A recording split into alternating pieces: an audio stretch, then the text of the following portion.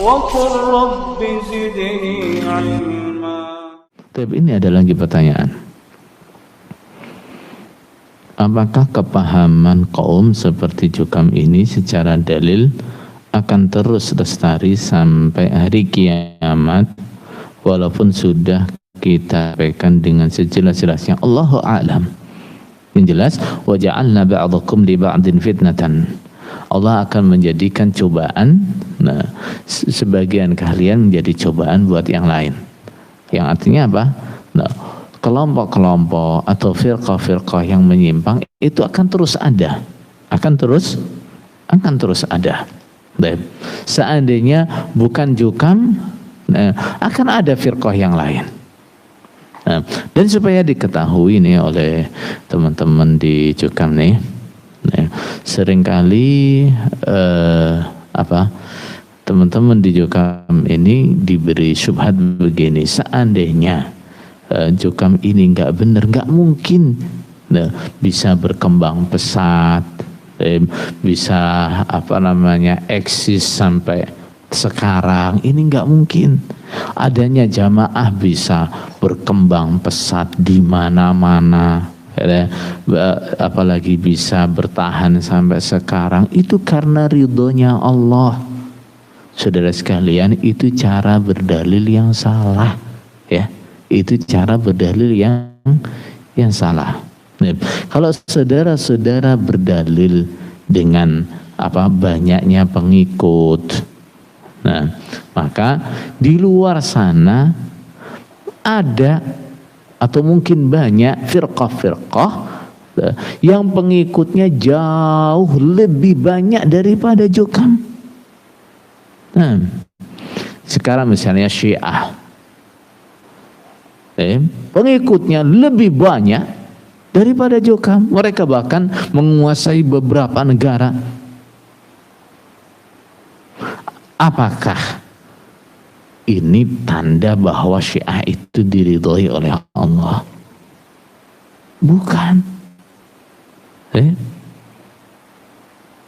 Kalau banyaknya pengikut itu adalah ukuran ridhonya Allah, berarti Syiah ini lebih benar daripada Jukam. Kenapa? Pengikutnya lebih banyak daripada Jukam. Begitu juga dengan eksistensi. Jukam merasa bisa bertahan dari tahun 41 sampai sekarang. Ini adalah bentuk ridhonya Allah, bukti ridhonya Allah, bukti pertolongan Allah. Itu juga salah. Kalau ukurannya eksistensi, Syiah itu sudah ada sejak kapan? Sejak zaman sahabat. Munculnya Syiah itu kapan? Sejak zaman sahabat. Misalnya paling lambat lah, sekurang-kurangnya itu zaman kekhalifahan Ali atau bisa sebelumnya. Atau bisa sebelumnya. Sampai sekarang Syiah masih eksis. Apakah itu bukti kalau mereka diridhoi oleh Allah? Tidak.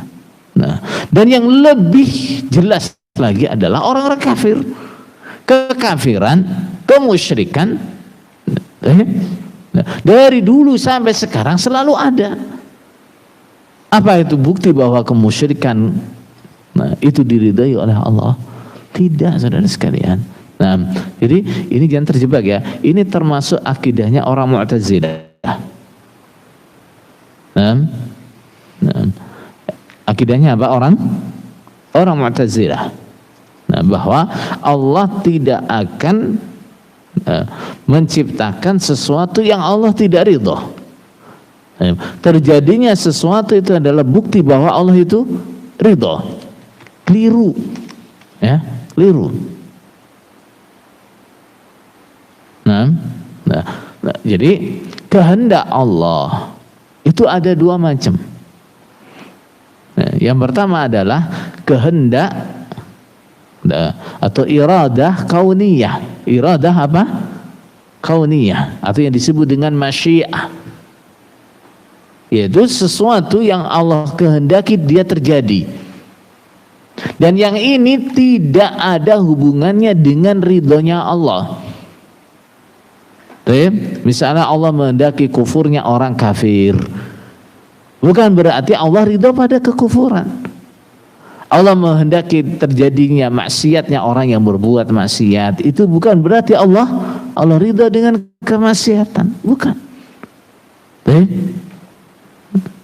Jadi namanya masyiah, kehendak Allah yang bersifat kauniyah, ini tidak berhubungan dengan ridhonya Allah.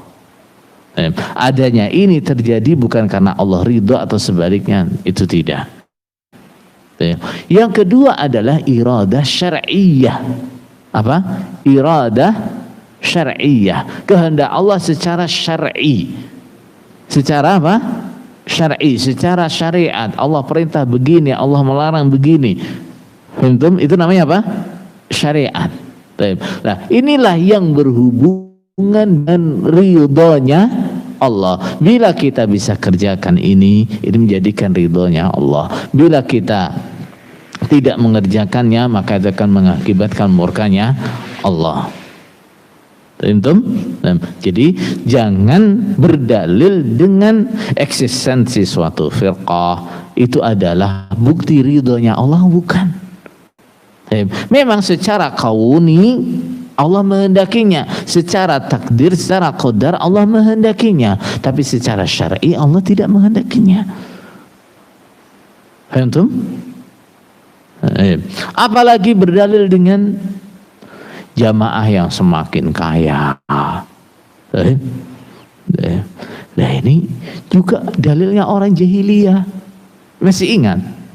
Nah, bagaimana orang kafir mengatakan, wa qalu nahnu aktsaru amwalan wa auladan wa ma nahnu bimu'adzabin. Mereka mengatakan harta kami lebih banyak, anak-anak kami lebih banyak, enggak mungkin kami disiksa. Jangan berdalil dengan ini. Jamaah dulu berapa, sekarang berapa, jamaah dulu punya apa, sekarang punya apa. Ini bukan dalil. Ya, itu bukan dalil kebenaran, enggak.